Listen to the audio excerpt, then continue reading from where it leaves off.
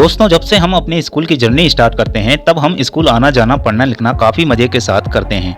इस समय सभी स्कूल खुल गए हैं और जॉब के लिए तैयारी कर रहे स्टूडेंट ने भी पढ़ाई करना तेज कर दिया है। लेकिन कई बार हमें याद करने की प्रॉब्लम आ जाती है। कोई बात हमें समझ नहीं आती तो कुछ बातें हमें याद करने में काफ़ी दिक्कतें होती हैं। तो आज इस वीडियो में मैं आपको याद करने के कुछ ऐसे यूजफुल टिप्स देने वाला हूँ जिन्हें अगर आप फॉलो करते हैं तो आपकी याद करने की परेशानी हमेशा के लिए बंद हो जाएगी।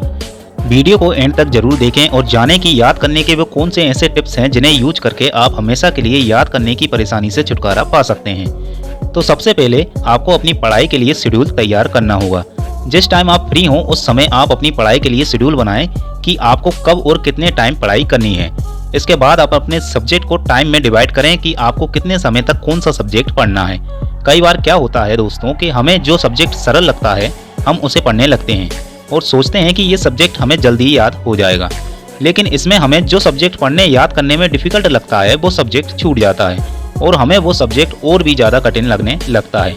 अगर आपके साथ भी इस तरह की परेशानी आती है तो ज़रूरी है कि जिस टाइम को हमने पढ़ने और याद करने के लिए रिजर्व किया है उस टाइम में अपने सब्जेक्ट से रिलेटेड टाइम पीरियड को तैयार करें, जिससे हमारा कोई भी सब्जेक्ट ना छूटे। और यकीन मानिए दोस्तों, ऐसा टाइम पीरियड सेट करने से जो सब्जेक्ट आपको डिफिकल्ट लगता है और याद करने में कठिनाई आती है वो विषय भी आप आसानी से याद कर पाएंगे और दूसरा आपको उस सब्जेक्ट को पढ़ने में भी इंटरेस्ट आने लगेगा। इसलिए अपनी पढ़ाई के लिए एक टाइम पीरियड को सेट करना बेहद जरूरी है। दूसरा काम करें, अपनी पढ़ाई में रेगुलरिटी लाएं।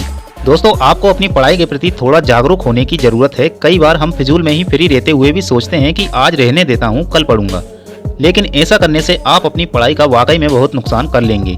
क्योंकि जब हम रेगुलर पढ़ाई करते हैं तो हमारा पढ़ाई में मन भी लगता है, जिससे हमें पढ़ने में सरलता भी लगती है और मज़ा भी आता है। लेकिन अगर हम आज नहीं कल पढ़ लूँगा ऐसा करते हैं तो हमारा मन कल की पढ़ाई में भी नहीं लगेगा, क्योंकि हमने फिजूल में ही अपनी पढ़ाई को कल पर टाल दिया है। और जो कुछ भी हमने कल पढ़ा है या याद किया है, पढ़ाई में रेगुलरिटी नहीं होने पर हम वे भी भूल जाते हैं।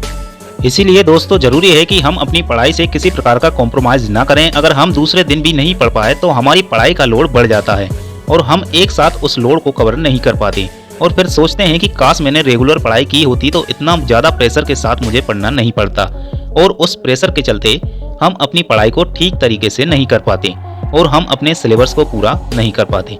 तो दोस्तों, अगर आप चाहते हैं कि आपकी पढ़ाई में कोई बाधा ना आए और आप सरलता से याद कर सकें तो पढ़ाई में रेगुलरिटी बेहद जरूरी है। तीसरा काम करें, रिवीजन। अगर हमें लंबे समय तक अपने कोर्स या सिलेबस को याद रखना है तो रिवीजन बेहद जरूरी है। हमें अपने सिलेबस को पढ़कर उसका बार बार रिवीजन करने की ज़रूरत है, क्योंकि बार बार जब हम अपने सिलेबस को पढ़ते हैं या याद करते हैं तो लंबे समय तक हम उसे याद रख पाएंगे।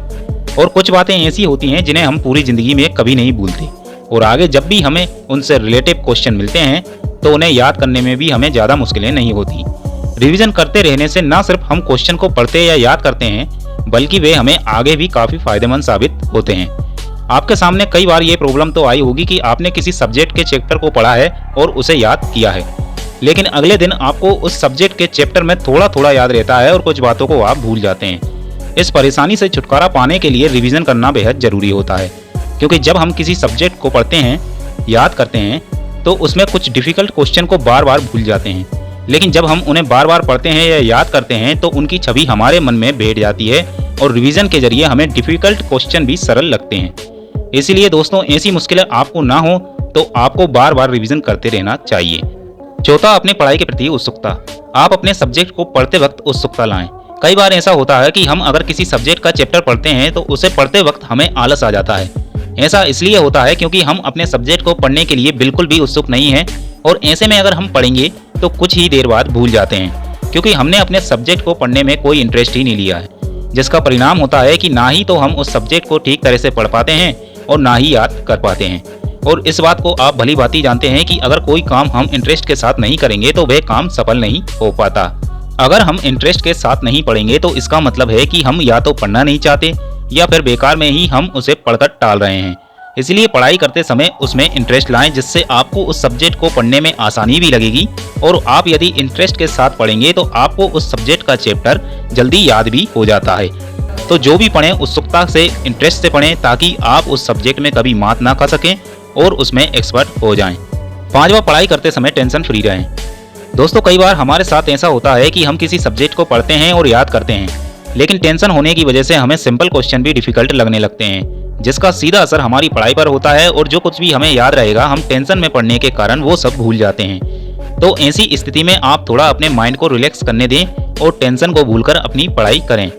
आप उन सब्जेक्ट को पहले पढ़ें जिन्हें आपको पढ़ने में ज़्यादा मज़ा आता है और जो आपको जल्दी याद हो जाते हैं। क्योंकि दोस्तों, टेंशन के साथ पढ़ाई करने से हम जितना टाइम और मेहनत लगाते हैं वो फिजूल में ही बेकार हो जाती है। क्योंकि टेंशन के चलते ना ही तो हम ठीक तरह से पढ़ पाते हैं और ना ही याद कर पाते हैं। अपने माइंड में उठ रही नेगेटिव बातों को भूलकर ही हम अपनी पढ़ाई को कंप्लीट कर सकते हैं, वरना ना ही तो हम पढ़ पाएंगे और ना ही हम आगे बढ़ पाएंगे। क्योंकि टेंशन में पढ़ने के दौरान हमारा मन पढ़ाई में कम लगता है और इधर उधर की बातों पर ज़्यादा ध्यान देता है।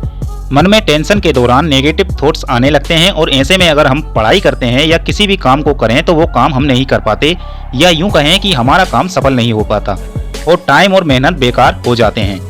पढ़ने में मन लगे इसलिए ज़रूरी है कि आप अपने मन में नेगेटिव थॉट्स को आने ना दें और टेंशन फ्री होकर अपनी पढ़ाई करें और सफल बनें।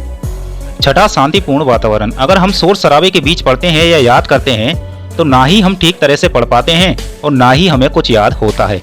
पढ़ने के लिए शांत माहौल बेहद जरूरी है ताकि हमारा माइंड इधर उधर ना भटके और हम अपनी पढ़ाई पर कॉन्सेंट्रेट कर पाएं, जिससे हम बेहतर तरीके से पढ़कर याद कर सकते हैं।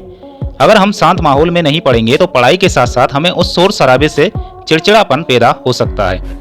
जब हम शांत माहौल में पढ़ते हैं तो हमें अपनी पढ़ाई में पढ़ने और याद करने में ज़्यादा मुश्किलें नहीं होती है और साथ ही हमारा माइंड भी शांत रहता है, जिससे हमें पढ़ने और याद करने में आसानी होती है और हम सरलता से याद कर सकते हैं। तो जब भी आप पढ़ने और याद करने के लिए बैठें तो शांत वातावरण को चुनें। आपके घर में अगर एकांत कमरा है तो वहां बैठकर अपनी पढ़ाई कर सकते हैं, या फिर घर के छत पर बैठकर या नज़दीकी गार्डन में बैठकर भी आप पढ़ सकते हैं और याद कर सकते हैं। शांत माहौल में हमारा मन भी लगता है और हमें जल्दी याद हो जाता है और हमारा मन भी शांति के साथ पढ़ाई में दिलचस्पी लेता है। इसीलिए दोस्तों, जब भी पढ़ें और याद करें तो शांत वातावरण को चुनें, जिससे आप पढ़ें, याद करें और अपने सब्जेक्ट और सिलेबस को पूरी निष्ठा और मेहनत के साथ कंप्लीट कर सकें। सातवां, रात को सोने से पहले पढ़ें। क्योंकि जब आप रात को सोने से पहले पढ़कर या याद करके सोते हैं तो आपके द्वारा पढ़ी गई बातें आपको ज़्यादा याद रहती हैं। वैज्ञानिकों के अनुसार जब रात को हम सोते हैं और कोई बात अगर हमारे मन में होती है तो रात में हमारा माइंड उन बातों को सोचता रहता है और वो बातें हमारे मन में अपना घर बना लेती हैं और लंबे समय तक हम उन बातों को भुला नहीं पाते। तो क्यों ना इसका सदुपयोग किया जाए। रात को सोने से पहले पढ़ें और याद करें और फिर सोते समय उन बातों को याद करें और सोचें, जिससे आपको अपने सब्जेक्ट के चैप्टर में ऐसी याददाश्त तेज होगी कि आपके सामने जब उस चैप्टर से संबंधित क्वेश्चन पूछे जाएंगे तो आप तुरंत ही उनका जवाब दे देंगे। कई लोगों का मानना है कि सुबह जल्दी उठकर पढ़ना चाहिए क्योंकि सुबह के टाइम में वातावरण शांत रहता है और सुबह जल्दी उठकर पढ़ने से हमें याद भी जल्दी हो जाता है और कई लोग पढ़ते भी हैं और याद भी करते हैं। लेकिन अगर आप रात को सोने से पहले पढ़कर उसे सोते समय सोचेंगे और सुबह जल्दी उठकर उसका सिर्फ रिवीजन ही कर लेंगे तो यकीन मानिए आपको फिर कभी उस सब्जेक्ट या चैप्टर को ज़्यादा पढ़ने की ज़रूरत नहीं पड़ेगी और यह याददाश्त लंबे समय तक आपको याद रहेगी, जिससे आपको आगे भी काफ़ी मदद मिलेगी। सुबह उठकर पढ़ने से हमें याद तो हो जाते हैं, लेकिन सुबह सुबह हमारे पास ज़्यादा टाइम नहीं होता है और हम लंबे समय तक नहीं पढ़ पाते और कई बार हम कुछ ही समय बाद भूल जाते हैं। लेकिन आप अगर रात को सोने से पहले पढ़कर सोएं और उन्हें सोचते रहें और याद करें तथा सुबह उठकर सिर्फ आप एक बार उसका रिवीजन कर लेते हैं तो आपकी याद करने की समस्या खत्म हो सकती है।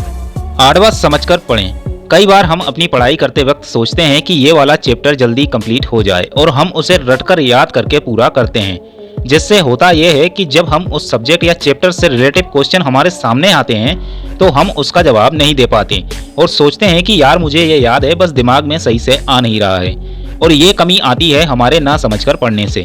दोस्तों, आप अगर किसी सब्जेक्ट को पढ़ें तो उसे पढ़ने के साथ साथ उसे समझें भी कि आप जिस टॉपिक को पढ़ रहे हैं क्या वह टॉपिक आपको समझ तो आ रहा है।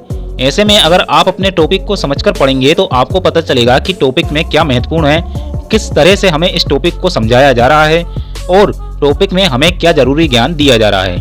अगर आप समझकर पढ़ेंगे तो आपको याद करने में कोई भी समस्या नहीं आती, क्योंकि जब हम समझकर पढ़ते हैं तो वे हमें कहानी या फिर हमारे आसपास उपयोग होने वाली बातों और तथ्यों से जोड़कर हम उन्हें देखते हैं और इस तरह से वे टॉपिक हमें जल्दी और लंबे समय तक याद रहता है। कई बार हम क्या करते हैं कि अपने सब्जेक्ट के चैप्टर को ना पढ़ते हुए उसके क्वेश्चन को याद करने में लग जाते हैं। इसका परिणाम यह होता है कि फिर हम उन्हें सिर्फ रटकर याद करते हैं। लेकिन अगर आप क्वेश्चन को याद करने से पहले पाठ चैप्टर को समझकर पढ़ लेंगे तो आपके चैप्टर के क्वेश्चन को आप पढ़कर ही उसे हल कर देंगे और उसका जवाब भी देंगे। इसके साथ आप अपने चैप्टर को समझकर पढ़ेंगे तो न सिर्फ वर्तमान में बल्कि भविष्य में भी उपयोग करते हैं और आप इस तरह से पढ़कर अपने सब्जेक्ट में एक्सपर्ट हो सकते हैं। 9वां, फॉर्मूला और फैक्टर की सूची बनाएं। आपको कई बार फॉर्मूलाज को याद रखने के लिए बार बार उसे बुक खोलकर देखना पड़ता है। कई सारे फॉर्मूला और फैक्टर काफी बड़े और लंबे होते हैं जिन्हें याद रखने में आपको थोड़ी दिक्कतें आती हैं। अगर आप इस समस्या से छुटकारा पाना चाहते हैं तो आपको जो फॉर्मूला और फैक्टर याद रखने में परेशानी आती है उनकी सूची बनाकर अपने स्टडी रूम में ऐसी जगह पर लगाएं जहां आपकी नजर बार बार जाती हो। इससे जब भी आप आते जाते हुए उन फॉर्मूलाज को देखेंगे तो वह आपको याद हो जाते हैं और फिर वो चाहे कितने भी डिफिकल्ट हों। जहां आपको याद रखने की मुश्किलें हों वहां आप इस तरह से याद रख सकते हैं जिससे आपको बार बार बुक खोलने की जरूरत भी नहीं पड़ेगी और जब भी आपको उन फॉर्मूलाज और फैक्टर की जरूरत पड़ेगी तो आप तुरंत ही उन्हें नोट कर पाएंगे। इससे आपको फॉर्मूलाज और फैक्टर्स को याद रखने की समस्या हमेशा के लिए खत्म हो जाएगी और आप जल्दी और बड़े फॉर्मूला को भी सरलता से याद कर पाएंगे।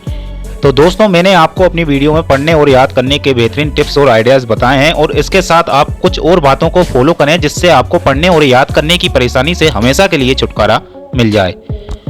तो पहला है कि कम खाएं लेकिन अच्छा खाएं जिससे पढ़ने में मन लगे और तबीयत दुरुस्त रहे। दूसरा काम करें, व्यायाम करें जिससे आपका तन, मन और मस्तिष्क तंदुरुस्त रहे और आपको पढ़ने में इंटरेस्ट आए।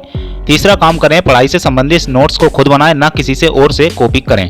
चौथा काम करें, अपनी नींद को अच्छी रखें ताकि जब आप उठें तो आपका मन मस्तिष्क फ्रेश रहे।